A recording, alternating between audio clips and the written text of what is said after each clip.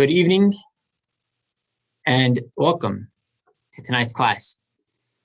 Tonight we will be having a discussion, an exploration really, on the idea of doing the right thing for the wrong reason.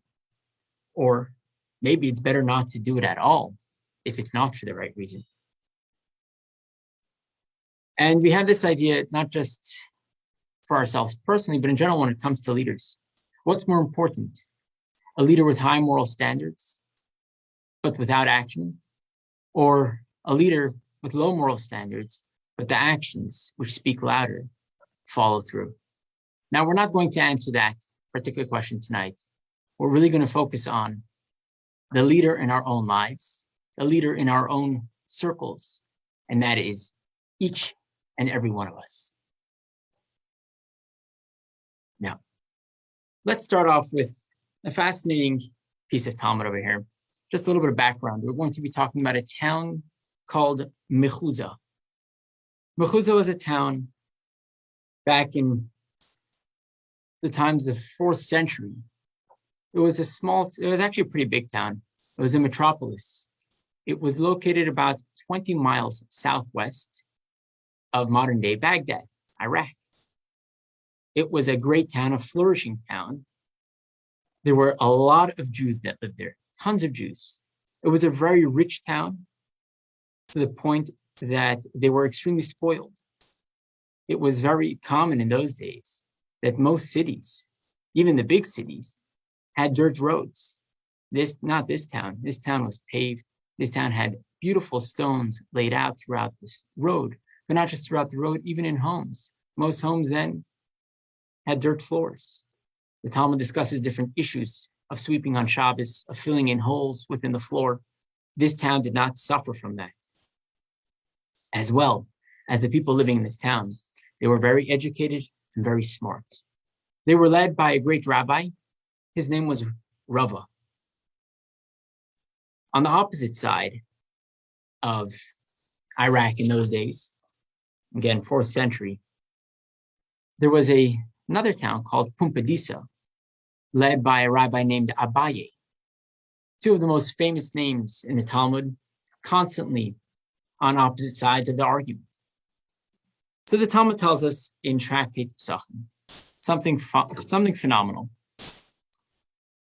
We know that Judaism in general doesn't accept being lazy. In Judaism, one must work. As it says in the verse, Adam la'amal yivalid or yulad, that a person, was born to work hard, was born to toil. And the Talmud tells us as follows. There are those who are diligent and are rewarded. There are those who are diligent and are penalized. There are those who are lazy and rewarded. There are those who are lazy and are penalized. Once again, for those just joining us, in the chat box, you can copy and paste that link for the source sheet. Now, the Talmud expounds on this. Those who are diligent and are rewarded are those who work an entire week, but do not work on the eve, really the day leading into Shabbos.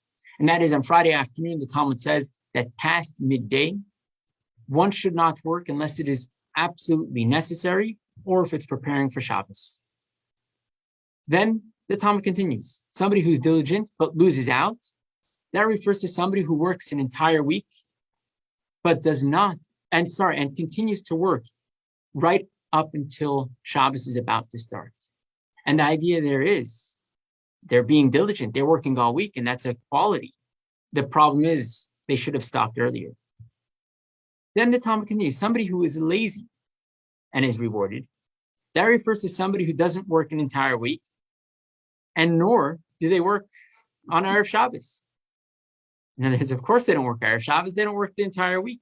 That's a person who's lazy and rewarded.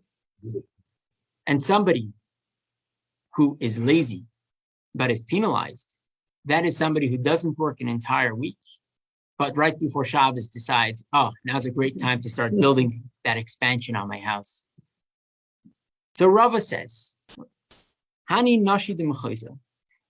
These women, in other words, the women in Mechuza, the custom of Mechuza was that they were so spoiled, they had so much money, the men hardly worked, the women definitely didn't work, not because they weren't allowed to.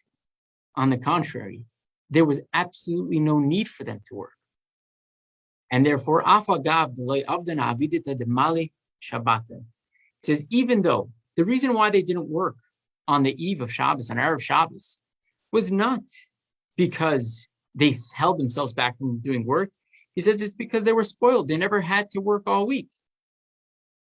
Nevertheless, we still call it somebody who is lazy, someone who's not being diligent, but nevertheless walks away with reward as if they didn't work. In other words, what was their motive for not working on the day before Shabbos, on Friday afternoon? Very simply, they never worked, so why would they work on Friday? But in reality, Rava says, this was still looked at as a great quality. The fact that on Friday, as Shabbos was coming in, they were not busy with work, they were getting ready for Shabbos, or in the mode for Shabbos to come in. Now, what this Gemara is telling us, that even though somebody may have ulterior motives, but as long as they pull through with the right thing, it seems that as long as the action was right, we're not so concerned with what their motives were. They tell the story of the judge who sits down to open up the case. He has the plaintiff and defendant in front of him, and he writes a $50,000 check. He calls the defendant over and hands it over to the defendant. The courtroom is shocked. What's going on? The judge says, no, don't worry, let me explain. He says, last night the defendant gave me a check of $150,000. I accepted it. I couldn't hold myself back. He says, but this morning, the plaintiff gave me a check of $100,000. So here's your $50,000 back, and now it's an equal case. What an honest man. But really, how do we approach this? How do we approach somebody who does the right thing, somebody who does the mitzvah in the end of the day, makes the right call, but completely for the wrong reasons, or at least not for the right reason? How do we look at it? Do we look at them as completing the mitzvah? Do we look at this as an act of virtue? Do we look at this person that they're a great person for making the right choice? Now, it's much easier to look at somebody else and judge them and make the call on that. But we really have to look at ourselves and ask ourselves, be honest with ourselves. At what point do we draw the line within our own lives? And how do we judge ourselves? How do we look at ourselves when we know exactly why we do what we do? Other people may never know that. Ultimately, it's us who knows. And if that's the case, how are we supposed to look at it? And that's what we're going to be exploring tonight. Now, we're going to look at a few sources right now of really 4 different perspectives that the Talmud has towards ulterior motives. Let's take a look. We have source number 2. This is on the bottom of page number 1, and the English is on the reverse side. And it says as follows. It was common for Rava to say that the greatest, and the whole purpose of wisdom is to do tshuva and good deeds. That a person should not learn Torah, but at the same time be biting, so to say, or kicking towards his father, his mother, his teacher, or somebody greater than him out of arrogance, right? Because what is the most fundamental idea of wisdom, of knowledge, is that fear of God. Now, what does that mean? He continues, that therefore one should do things for the right purpose, for the right motive, and not out of arrogance or out of bad ulterior motives. And to the point that somebody who learns, somebody who studies the Torah, he says, Noach lo shelo nivra. It is better that this person had not been created.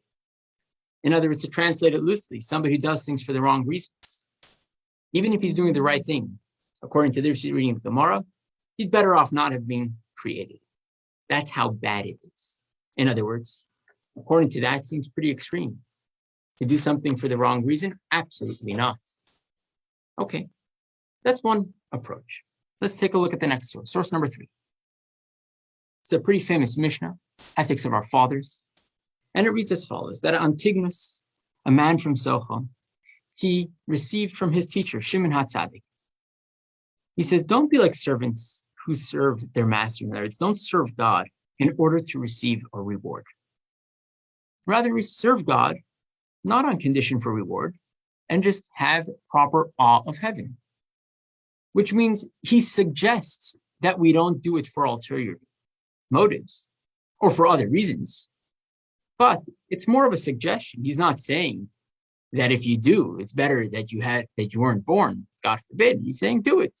But it's better to do it for the right reason. Or it's better to do it for no motive at all. A fourth approach. And it says as follows. Rava asks, one verse says that for your mercy is great until the heavens. Another verse says, your mercy is greater than the heavens, both from Psalms. So which one is it? Is God's mercy and kindness until the heavens or greater than the heavens? So he explains, it's like Rabbi Yehuda says in the name of Rav, that really a person should always learn Torah and do mitzvahs, even if it's not for the right reason, even if it's not for the sake of learning Torah and doing mitzvahs. Why? Because if a person does the right thing, if a person learns the right things, ultimately, it will train them to do it for the right things. Which means right now you might not be doing it for the right things, but that's okay.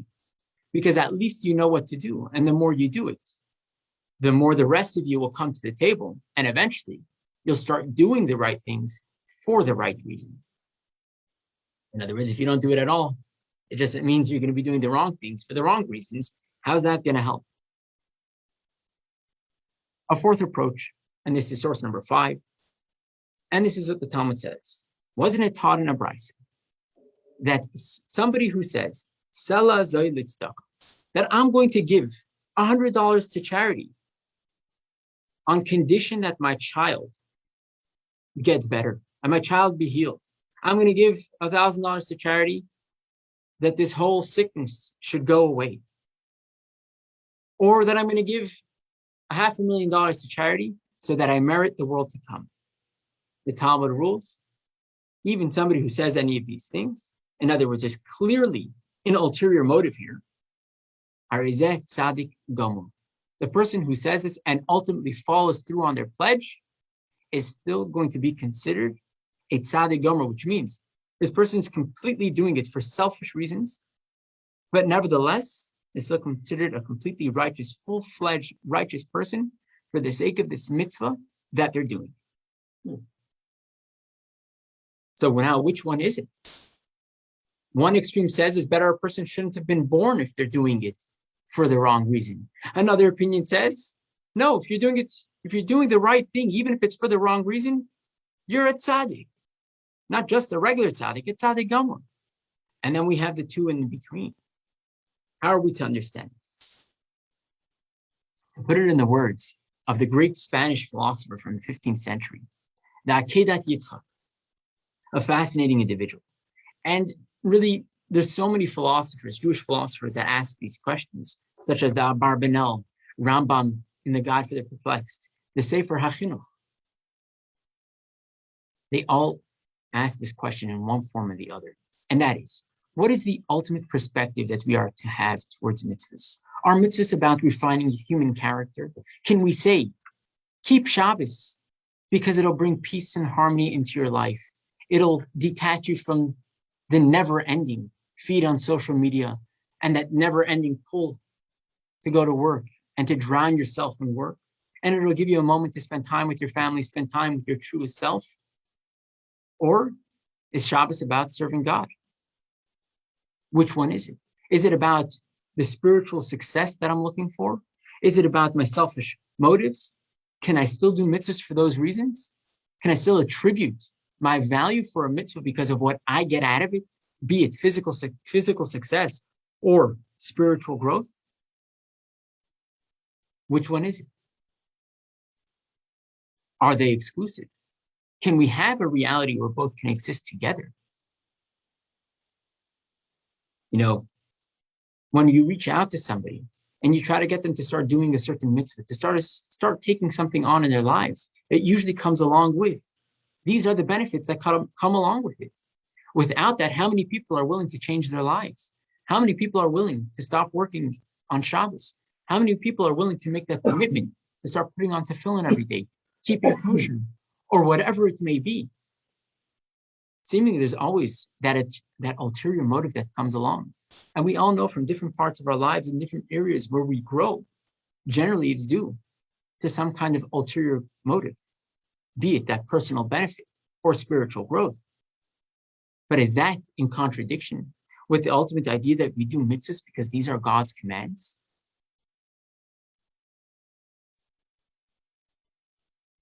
Now, based on these 4 different readings in the Talmud that we had, from 4 different areas in the Talmud, see, there have been many debates amongst Jewish commentators on the Talmud.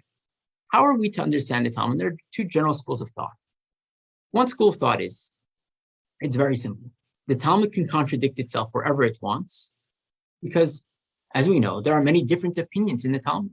So each time there's a statement, whether we know who the statement is attributed to or not, the contradiction is not a problem, because if you kind of look at a linear version of the Talmud, one statement was said here, another statement was said here, no real contradiction.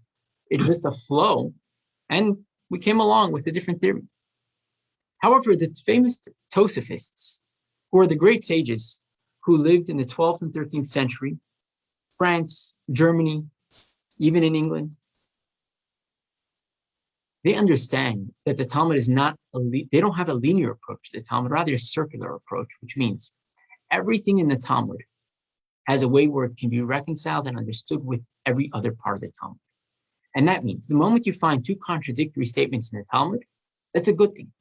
Because if you will be able to analyze it and understand what's truly going on, you will come out with a new understanding, a deeper understanding of what the proper law and ruling should be in that scenario. You understand how there's no contradiction here, but you've just been fed new terms and conditions, or even a context of understanding one statement or the other. So, in source number 7, Tosfos queries. He brings this contradiction.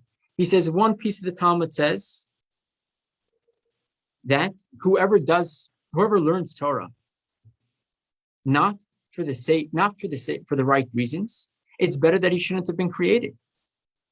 While the another piece of the Talmud says that a person should learn Torah and do mitzvahs, even if it's not for the right reason, because if you continue to do it not for the right reason, you'll end up doing it for the right reason. So the way Tosfos over here, and this particular sage, his name is Rabbi Yitzchak, the way he resolves it, he says it's very different. In this scenario, where we say that it's better off that the person had not been created, that if the person is doing the mitzvah or learning the Torah for the sake of causing fights, arguments, not arguments that come to truth, but arguments just for the sake of harassing people. He's doing it for completely selfish reasons, to give himself honor, to make trouble in the community. Such a person, we say, you're better off not doing it. You're better off not learning the Torah, doing the mitzvahs, according to that opinion. However, the reading of the Talmud, it says, do it even if it's for ulterior motives. But eventually you'll learn to do it for the right reason. In such a case, we're talking about a person who's just too lazy to do it for the right reason. Sometimes we're just lazy. And the moment we know that there's some kind of personal gain, as long as it's not selfish or evil, in that case, the Talmud says continue to do it. Because eventually you'll grow up and you'll start doing it for the right reasons. You won't be so lazy about it. Similar to the story we started off with. Those women who didn't work in the town of Mechuzah, who didn't work on Friday, even though they weren't doing it for the altruistic reason of, Shabbos is special and therefore we don't want to distract ourselves even in the hours leading up to Shabbos. Even though they were doing it out of laziness, that they weren't working then because they didn't work all week. Nevertheless, continue to do that because eventually they would come to appreciate what Shabbos is about. Then there's another Tosfos on one of the other pieces of Talmud that we quoted. And this is on source number 8, on page number 3 at the bottom, and the English is on page number 4 at the top. And the way we reconcile it according to this reading in the Tosfos is as follows. Right? The Talmud said, oh, sorry, there's no English for it. I apologize for that. Now, the way, like this, we read one piece of Talmud that says if somebody gives tzedakah, that their son should be healed. Or if somebody gives tzedakah, saying that I should merit a portion in the world to come, the Talmud says that this person is a full-fledged tzaddik, a tzaddik gamur. How do we reconcile that with what we read in the Mishnah? Don't be like servants who serve a master to receive reward. Don't serve God for the sake of reward. So which one is it? Which one's the true value over here? So the Talmud says what it means is, or at least according to this reading of the Tosafos, is what happens if the condition doesn't happen. So the person says, I'm giving $500,000 to charity, to God, so that my son be healed. What if, God forbid, that person's child is not healed? So in the case where the person does not regret the good deeds that were done, that's when the Talmud says that person is a full-fledged tzaddik.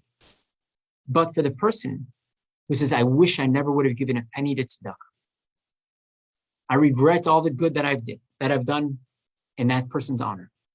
In that case, the Talmud says, don't be like the servant who serves for reward. Be bigger than that. Do it for the sake of God. Okay, so we seemingly reconciled all four opinions, and that none of them are contradicting.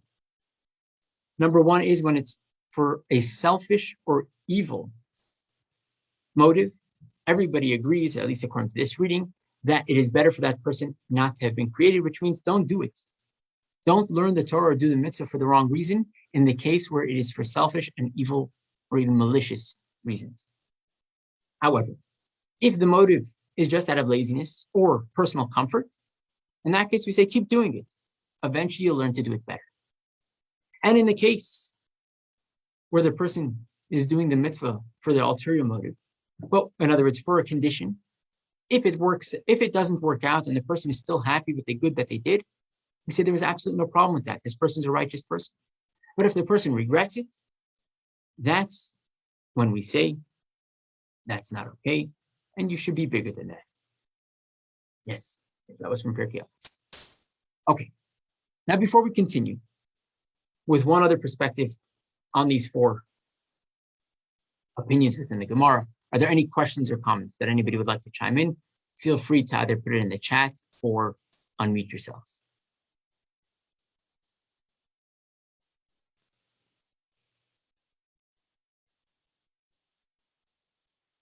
Okay, if not, let's carry on. All right. Now, in source number 9, we have a passage from the Rambam, from Maimonides, Laws of Tshuva. But really, the Rambam writes this in 3 places. One is in his Code of Law, the Mishnah Torah. One is in his commentary on the Mishnah. And the third place is in the Guide for the Perplexed. And he explains as follows. A person should never learn Torah or do mitzvahs, saying that because if I learn Torah and do mitzvahs, God is going to reward me, as the Torah promises in many places. Or a person shouldn't say that I won't, God forbid, commit a sin, because if I commit a sin, the curses or the punishments that are mentioned in the Torah will get me. Rambam says this is a very inappropriate way to serve God, because somebody who serves like this doesn't even come close to the ways of the prophets or to the ways of the great sages. He says this is very elementary. This is a very immature way of serving God. Rather, he says somebody who wants to serve God out of love should learn Torah and do mitzvahs and go in the paths of wisdom, not because of any motive in the world, not because of fear of retribution, and not because they want reward and goodness from God. Rather, to do what is true and good because it is true. And ultimately, when a person lives a life like that, goodness follows, but that's not why they do it. And he continues, whoever learns Torah in order to receive reward or not to receive punishment, that is not doing it for the right reason. And our sages tell us that a person should always learn Torah and do mitzvahs, even if it's not for the right reason, in other words, even if it's for ulterior motives, because if a person does it for the wrong reason, for the ulterior motives, eventually they will learn to do it for the right reason. And that's why he says, in the beginning of somebody's process, for example, young children, or those who are not yet fully educated and developed, they must start with being given candies, rewards, and ultimately, as they get older, the rewards get bigger. And as the rewards get bigger, they continue to be more motivated to learn the right things, to do the right things. But ultimately, they will come to a point where they start to appreciate the life of learning Torah and doing mitzvahs in it of itself, without needing the reward, without looking for the reward. But how do you get them started? Maimonides says, you must start with learning Torah and doing mitzvahs for ulterior motives. He says that's a fact of life.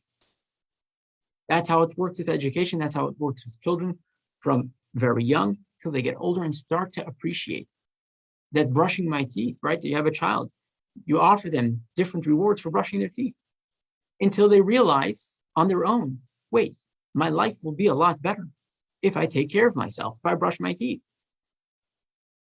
Or use any other example you want. That is how we educate people. In the beginning, they're doing it for the reward, but ultimately, the goal of education is that they don't spend the rest of their lives doing things for the reward that they get, but that they actually become good people and start to appreciate making the right choices and decisions, because that is the most valuable way to live life. That is the proper way to live. But it all starts with one ulterior motive, and then the maturation process takes place. Now, based on this reading of the Rambam, we still don't know for sure what the Rambam's opinion would be on selfish ulterior motives.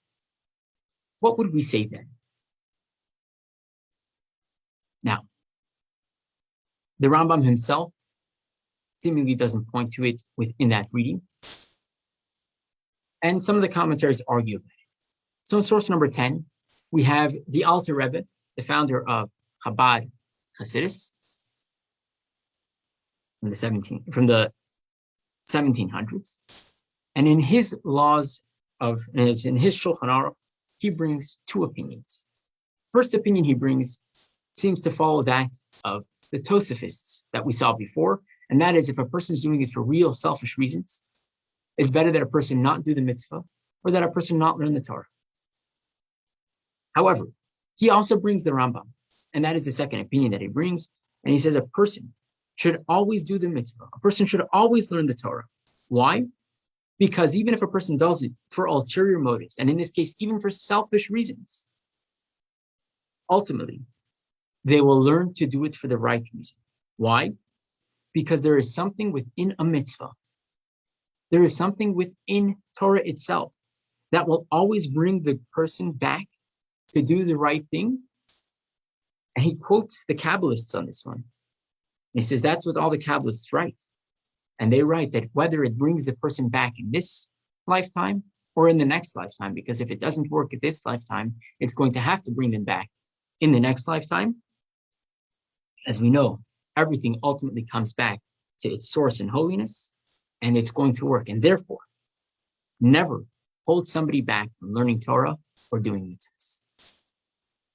Now, this seems phenomenal that the Alter Rebbe can come along and say such. Where does he see this in Maimonides? Where does he see this in that writing? Where do we see this in any of the opinions that we mentioned before? Seemingly there were conciliations, not necessarily aligned with this. So about 150 years after the Alter Rebbe printed his Shulchan Aruch, they found many of the Rambam's writings in Egypt. And in source number 11, we have a responsa that Maimonides wrote. So we're talking about in the 12th century. And he wrote this to a famous dayan, a judge on the Jewish court, named Rabbi Pinchas, who was living in Alexandria. And he writes to him exactly these words.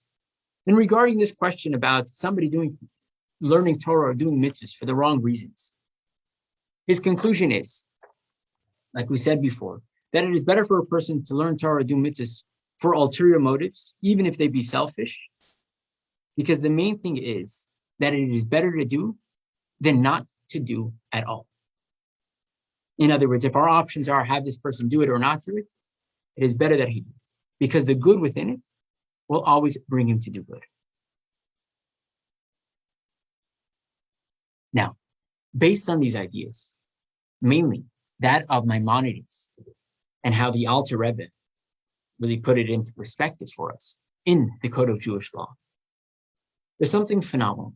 In the summer of 1967, a few days before the Six-Day War broke out, the Lubavitcher Rebbe pushed a campaign called the Tefillin campaign.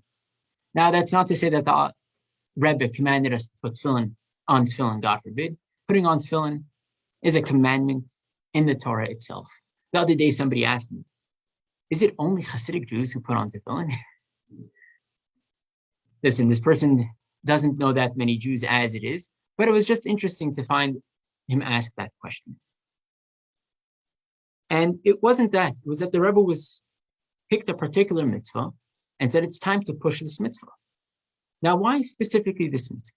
And the Rebbe explained, even though we know in Judaism, as Maimonides writes, one is not allowed to do a mitzvah saying that I'm doing this solely for the sake of its segula, of the protection that comes along with it. The Maimonides writes, even though a mezuzah we know protects us, but if a person puts up a mezuzah and say that the sole reason why I'm putting this up is for protection and not for the mitzvah, Maimonides says the mezuzah is no good. Because we do mitzvahs, not for what we get out of them, but for God. And the Rebbe says. But at the same time, that doesn't mean a person can't do a mitzvah for God and for what we get out of it. Which means that what is the segula in this case of the tefillin? The Talmud says that tefillin brings to long life, as well as tefillin puts the fear of God into those who oppose God, evildoers, terrorists. And the Rebbe pushed this, and we can understand it. This is a few days before the Six-Day War broke out. And the Rebbe pushed this very, very strongly, requesting people, pleading with the people, say, go put tefillin on with whoever you know that doesn't put on tefillin yet. Make sure that they put on tefillin. And this was to protect the Jewish people in Israel, that they be able to defend themselves. And this continues on till this very day. Now, the Rebbe explains, even though all mitzvahs are important, but then the question is, where do you start? The Rebbe says sometimes you have to choose that one that has the segula that you're looking for, that has that ulterior motive that you're looking for. You're looking for that protection. Or like we saw the Gemara before, why did the Gemara say somebody who says that I'll give charity for my child to be healed? Why didn't they choose a different mitzvah? Why did the Gemara say somebody who does a mitzvah on condition that my child be healed? And that's because the Medrash tells us that tzedakah specifically has a special connection to saving lives. Why? Because just like a person who works hard for their money, they invest their own life in their money. When you give that charity to somebody else, you're giving up from yourself in order to save somebody else's life, in order to enrich somebody else's life by giving that charity away to somebody who needs it. So God says, if that's what you're going to do, I will do the same for you. And that's why there's a special connection between tzedakah and saving lives. And therefore, the Gemara chose that specific mitzvah when it comes to saving lives. Does it mean that other mitzvahs don't work? No. But there are certain special mitzvahs with special connections. And therefore, that's the first one that one would generally choose. But now what about the issue of doing things for ulterior motives? So the Rebbe addressed this in many talks because there were many who opposed the Rebbe's campaign. We're not going to get into that right now. But in one of the talks, the Rebbe says, firstly, in regards to ulterior motive, we have what the Talmud tells us. It's better to do something for an ulterior motive because at least if you're doing it, you'll eventually learn to do it for the right reason. A second idea is we know that the deep core and truth of every Jew is the will to do every single mitzvah properly. And the Rebbe says, if that's the case, as long as you're doing it, there is a part of you that's doing it 100% for the most altruistic reason, for the most godly purpose. And that's good enough. And the third idea, the Rebbe says, is that when you make the bracha with the person putting on tefillin, even though they're putting on tefillin that God protect the Jewish people, they're putting on tefillin that God instill fear into the enemies of goodness in the world, the enemies of God in the world. But when saying the blessing, the person is verbalizing that they are doing it for the sake of God. And if that's the case, they're doing it partially for the most altruistic reason and partially for their own selfish ulterior motives. And that's okay, because you got to start somewhere. In other words, the ultimate idea when it comes to doing mitzvahs is that we do reach a place where we can do a mitzvah for the sake of God, that we can do a mitzvah for the most altruistic reason. But we have to start. And in order to start, we start doing mitzvahs for why they matter to us, for why they affect us. That we put on tefillin, it helps me remind me of God. It helps me be more focused, bonding my mind and my heart. Or a person who keeps Shabbos for the sake of bringing peace into their home, for the sake of being able to sit with the family. All phones are off, all distractions are away. That's where it starts. But it starts there, and it eventually grows and graduates and matures as the person develops interest. Now, there's a pasuk in Tehillim. This is in Psalms chapter 80, verse 2. And we say to God, Roya Yisrael Hazina, the shepherd of the Jewish people, listen, Noihi Katsan Yosef, deal with us like Joseph deals with his flock. What is that referring to? The Medrash tells us that Joseph, the famous 11th brother, really, 12th brother, one of the 12 brothers, eventually, what happens, his brothers sell him. He eventually goes down to Egypt. He has a horrible life, at least in the beginning. From trial and tribulation, trouble after trouble, he finally makes it to the point that he's viceroy of Egypt. His brothers come to Egypt when there's a famine in the land, and he's the one who sustains them with food. So the simple reading of the Medrash says, so we say, God, just like Joseph fed his brothers, so too you should sustain us. But that seems a little far-fetched. There are many people who sustained others throughout history. Why specifically the way Joseph sustained his brothers? And especially the Medrash says something complicated. It says that judge us on our actions like Joseph judged his brothers. Seemingly, Joseph didn't judge his brothers on their actions. They sold him into slavery, and he sustained them. So he didn't judge them on their actions. Based on their actions, maybe he would have thrown them in the dungeon for a couple of years. But in truth, he judged them based on their actions, not on their motives. What does that mean? He says to them, your motives may have been to sell me into slavery, to get rid of me. However, your actions of sending me down to Egypt actually saved the entire civilization. Everywhere, Egypt and the world around was struggling from famine, from hunger. And who was the one who saved them? Joseph. Why? Because his brothers sent him to Egypt.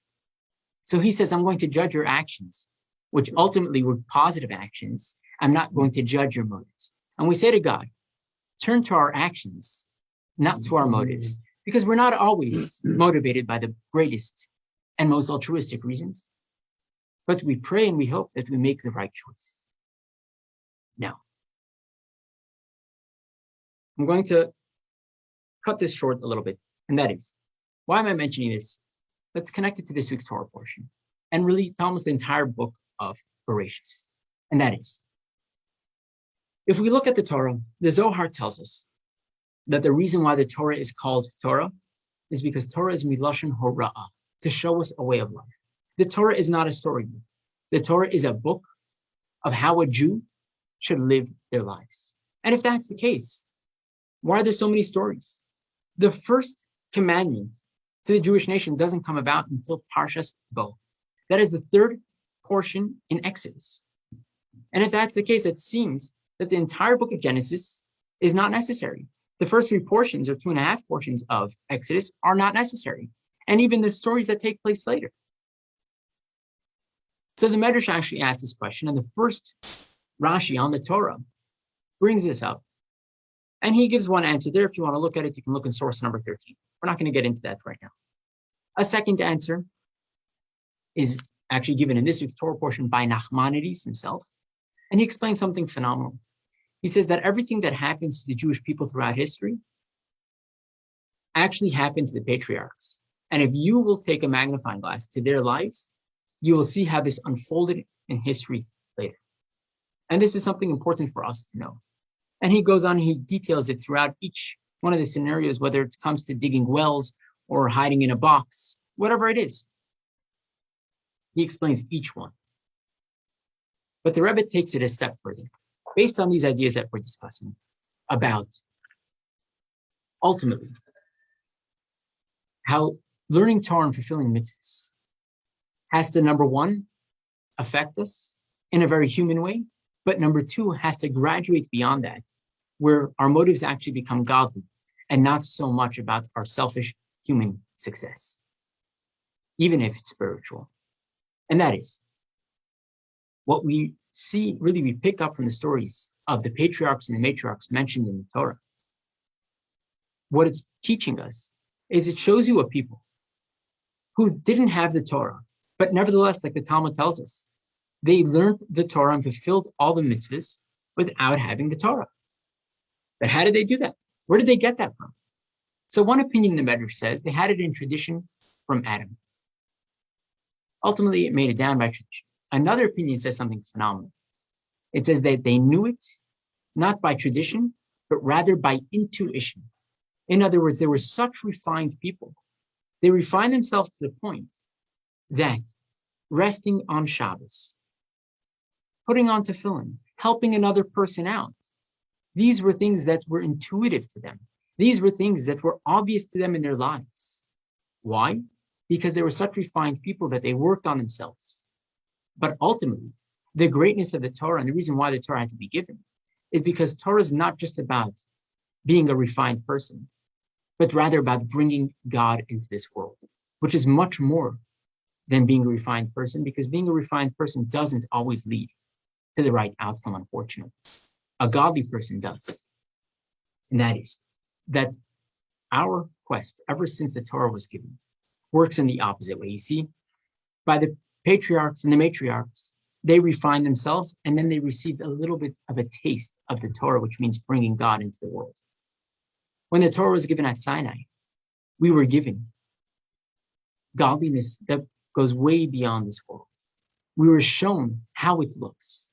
And then God says, now try to take this and bring this into your lives. Bring this into your human mind, your human experience of feelings and emotions, and see how the two worlds can actually come together. And the more we do that, and the more we allow the Torah to change us. The Torah and mitzvahs are not meant to be done just by practice and not ultimately changing us. It's like the person who bragged once, and he says in Yiddish, he says, I learned the entire Talmud. And the rabbi says to him, aber was hat der Schatz dir gelernt? But what did the Talmud actually teach you? What did it change within you? When you put on tefillin this morning, did it actually change the way you went about your day? When you lit Shabbos candles on Friday, did that change your experience of Shabbos or change you throughout the week to make you a better person? And ultimately, the Torah has to come into that part of us where it changes the way we feel, it changes the way we think, and the way we experience this world. But the ultimate goal is that it really grows beyond that. It brings us to a point where it's not about us anymore, and it's about the bigger picture.